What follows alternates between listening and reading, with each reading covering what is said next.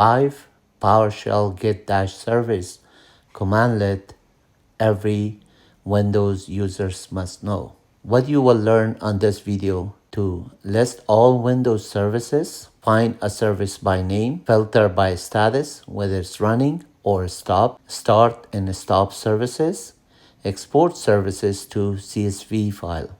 CSV stand for comma, separated values. Welcome to mywebuniversity.com and youtube.com at mywebuniversity English version and youtube.com at mywebuniversity Dari channel. So please join us and subscribe to our channel to show your support.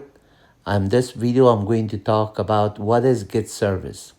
Get service retrieves the status of services on your Windows machine. You just simply type in get-service, either followed by the name of the service or the display name, which is a friendly name of the service, or dependent services that you could start services, stop services, get-service to get them.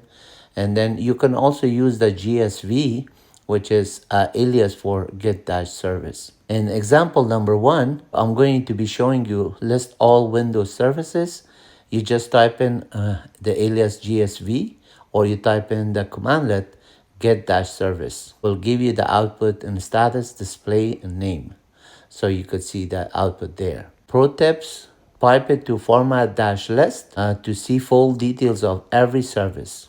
Format-list could also be short formed as FL. Example number 2, find the service by name. To get the service by name, you just say get-service-name spooler, for example.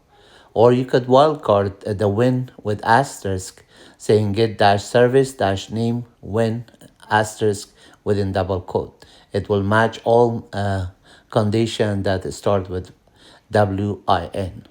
And like you see the output. Pro tips: use -display name to search by friendly name instead of just -name. Also, example number 3, filter service by status.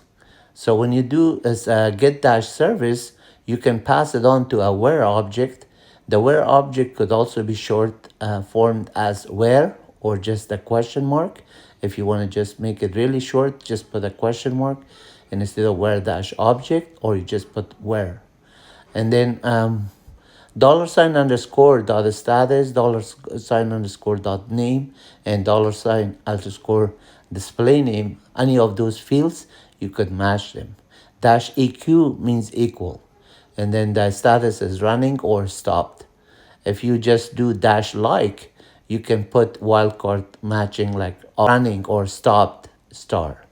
So that is the output of it there. Or by name, you can search it also. Example number 4, how to stop and start services. To stop a service, you just say stop-service and then the name of the service. Then -name, if you didn't put it, it's default assumed, but you could say -name and then give the name of the service. In this example, spooler. And in order to start it back, you say start-service-name spooler. And then get service spooler. We didn't have to type in -name, and it will just give you output.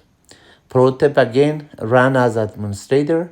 Some services requires elevated rights, so you have to run it as administrator in order to have the right privilege to stop and start services. Export services to comma separated value files. This is very easy.